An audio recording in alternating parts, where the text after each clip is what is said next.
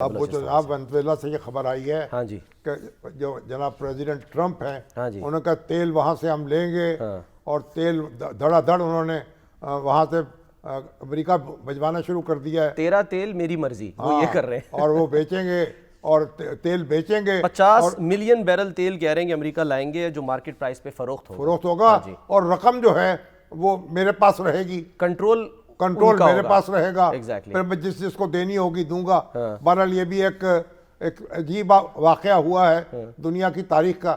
ہم پتھر کے زمانے میں واپس چلے گئے ہیں. اب آپ جس کی لاٹھی ہے اس کی بھینس ہوگی اور جس کے پاس طاقت ہے وہ دوسرے کا جینا حرام کر دے گا. تو تیل کا زمانہ لگ رہا ہے, ہم تیل کے زمانے میں داخل ہو گئے. تیل کا زمانہ تو بہت بات کا, پتھر کا زمانہ ہے. اور جنگلوں میں جب رہتے تھے جنگل کا راج ہو گیا.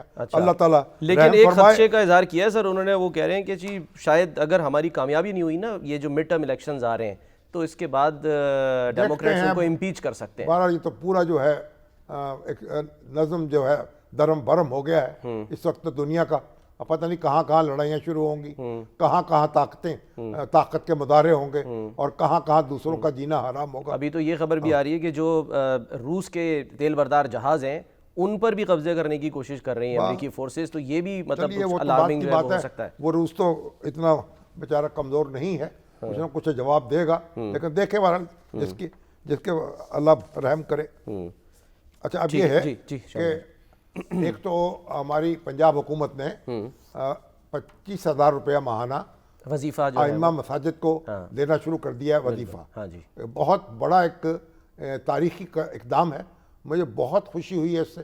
اور یہ بہت ہی ایک نگلیکٹڈ ہمارا طبقہ ہے, جو ہمارے ائمہ کرام ہیں بہت ان کو ایک زمو حالی میں زندگی گزارتے ہیں.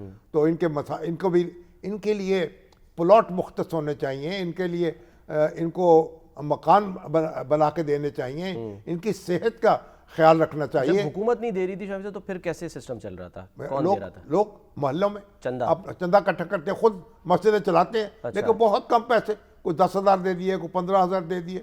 آپ ان لوگوں کے رحم و کرم پہ ہے نا. تو بس یہ کوئی اچھا معاملہ نہیں تھا, لیکن حکومت نے ایک بہت اچھا اقدام کیا ہے. چندہ نہیں لیا جائے گا, ہم یہ کہیں کہ چندہ اپنی جگہ لیں گے مسجد کا کام انتظام چلانے کے لیے, دوسرے وہ اپنی جگہ کریں گے. چندہ لوگوں سے لیتے ہیں, آپ بھی دیتے ہیں, محلے میں کمیٹیاں بنی ہوئی ہیں, وہ ان مسجدوں کا انتظام چلاتے ہیں. ان کا یہ اسپیسیفکلی لیکن بہرحال ان کے وسائل میں اضافہ ہوا, بہت اچھا قدم ہے. اور پھر ایک بات یہ ہوئی کہ ہمارے بہت بڑے نعت خوان ہیں پروفیسر عبدالرؤف روفی, اپنا ایک کمال فیصل آباد سے ان کا تعلق ہے.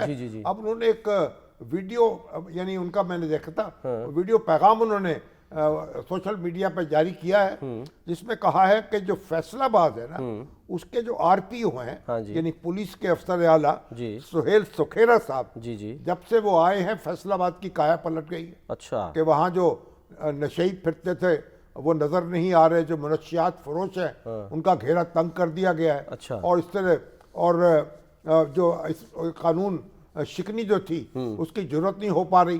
اور یہ کہ اب توبہ کر رہے ہیں لوگ مسجدوں میں آ کے, منشیات فروش جو ہیں اور جو یہ بدقماش لوگ جو ہیں وہ توبہ کر رہے ہیں, اور ایک منظر بدل گیا ہے. بہت خوشی ہوئی. تو سکھیرا صاحب بڑے زبردست افسر ہیں. سر بات وہی ہے عبدالرؤف روفی, کیونکہ یہ تو بڑے نعت خواہ ہے ماشاءاللہ, ایک اپنی ایک طرز کے دف پہ نعت پڑھتے ہیں وہ, اور پروفیسر بھی ہیں. صحیح ہے. تو ان کی زبان سے جو گواہی ہے تو ظاہر ہے وہ تو اس پر تو یقین کرنا پڑے گا. سر یہی بات آ گئی نا انگیجمنٹ پالیسی کہ وہ جو گیپ ہے عوام کے اور اداروں کے درمیان, یعنی پولیس قانون نافذ کرنے والے, وہ ختم ہوتا ہے, لوگوں کا اعتماد جو ہے وہ بحال ہوتا ہے, اور پھر ظاہر سی بات ہے کہ حالات بہتر ہوتے ہیں, اور یہ الٹیمیٹلی گورننس کی طرف جو ہے وہ معاملہ جاتا ہے کہ گورننس جو ہے وہ بہتر ہو رہی ہے.